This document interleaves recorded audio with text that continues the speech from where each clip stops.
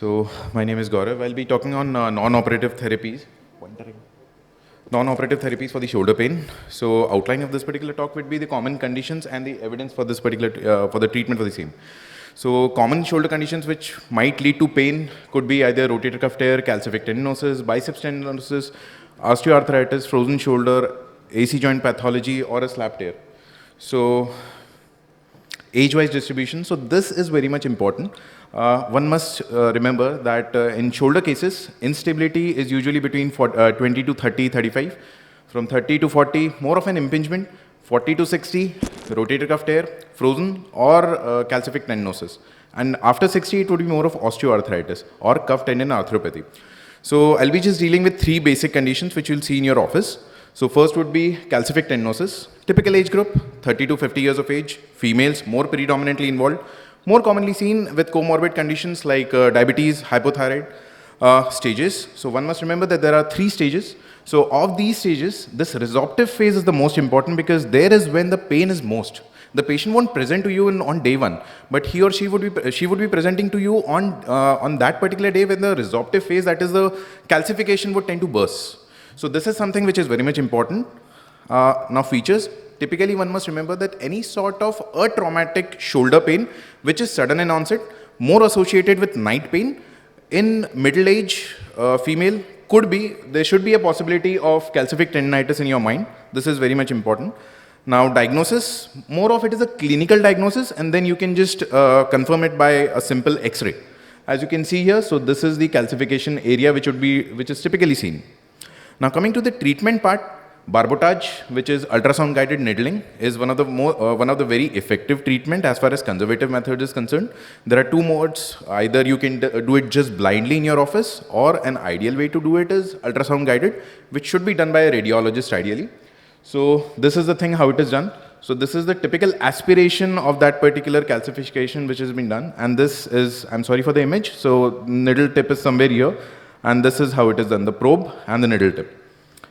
Now, extracorporeal shockwave therapy. This is another technology which is less commonly used practically, but yes, it is effective. So there are two modes. One is the radial type and one is the high frequency type. So, the evidence says that the high frequency type is kind of more effective as compared to the radial, because as you can see, the surface area covered by the high frequency type is quite deeper as compared to the radial one. Now, physiotherapy, yes, physiotherapy does have a role in people who have a kind of little bit stiffness associated with the calcific tendinitis component. So evidence. So this is an interesting study which was published in JSES, recent study 2023, meta-analysis comparing the operative and the non-operative interventions. 27 studies. So what they found is definitely a surgical treatment is better because everyone of us are surgeons, so everybody won't want to operate. But yes, there is a point in giving a non-operative option to our patients, which could be either an ultrasound guided needling, a barbotage in simple words, or extracorporeal shortwave therapy.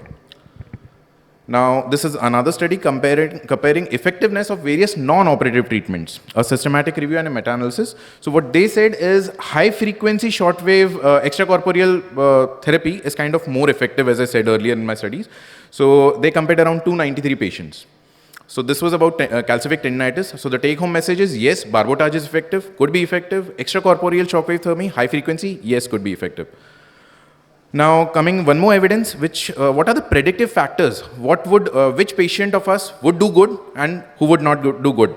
So they say one study stated that if the calcific lesion is greater than 1 centimeter, they had a 2.8% more likelihood to get operative treatment or undergo an operative surgery. Now, adhesive capsulitis, another important thing. As you can see, the age, 40 to 60 years, females, same comorbid conditions, again 3 stages, freezing, frozen or thawing. So frozen and freezing stage are most important as far as non-operative treatment is concerned. Features, typically one must remember that there are two things. One is the forward elevation which is decreased, and second and the most important is external rotation, arm by the side. Now this is a more better and a probable indicator that yes, the patient is having a adhesive capsulitis. If the patient is able to do this, but not this, definitely there is a high possibility of adhesive capsulitis. Now why do I say that? This is the MRI picture which shows various stages, none, mild, moderate and severe. This is called as the J sign, which is typically seen in T2-way images of the coronal view of the MRI. Now, this is very important. So the coracohumeral thickening, it gives rise to decreased external rotation of the arm base, right? So this is something which you should look on MRI. Now, coming again directly to the treatment part. In the treatment, oral medications, yes, it could be helpful. Again, the treatment would depend upon the staging where you are treating. In thawing phase, definitely you don't want to treat your patient at all. Whereas in freezing, could be oral medications, yes. In frozen, yes, oral medications along with few other things. Muga, yes, not that commonly done nowadays because of the risks and the post-operative pain which is there. So usually if a patient is undergoing manipulation under general anesthesia, there is a school of thought that you should give an interscalene catheter. You should keep it for around 2 days or so just to decrease the pain. Physiotherapy, yes, definitely a role, but more of a periscapular strengthening exercises is of importance and the posterior capsular stretching exercises.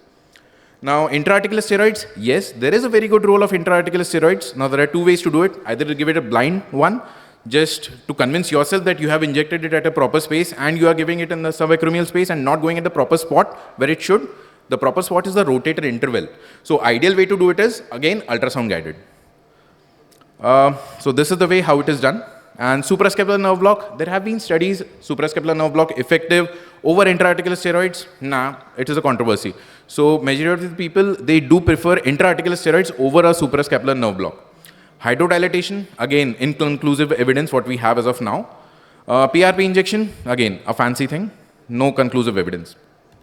Lastly, this is the UK Frost trial which was done. What they found is 914 patients. Patient undergoing capsular release, manipulation, or just physiotherapy.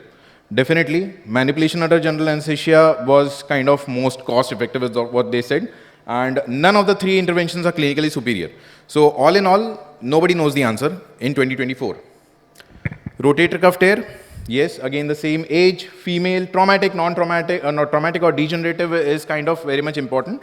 Then grades, various grades of tear, various levels of tear, and features. In this, there are a few things which I'll come to.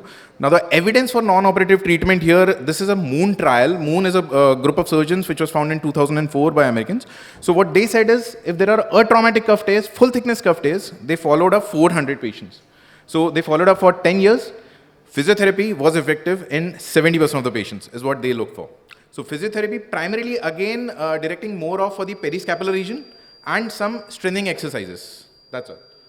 So, and what interestingly they found is the most patient would want to get surgery within 12 weeks. If 12 weeks was their cutoff.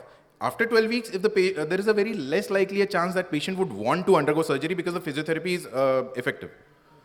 Again, the AAOS regime, pendulum, forward elevation, which is active assisted, external rotation using bar, cross body stretches for posterior capsule, door frame pushing, and low row physiotherapy exercises. Now, prognostic factors in cuff tears. Now, E.G. Itoy and Tanaka, they came up with these particular 4 factors. That okay, these could be the prognostic factors for a patient with cuff tear. Preserve external rotation, negative impingement sign, little or no atrophy of supraspinatus, and preserved intramuscular portion of supraspinatus are if the patient falls in this particular category, then yes, a conservative treatment could be helpful. Who would benefit from no surgery? Greater than 65. Tear size? No, we don't have an evidence as of now, but less than 3 centimeter? Definitely yes. Forward elevation and tolerating external rotation could potentially benefit with conservative form of treatment. Thank you.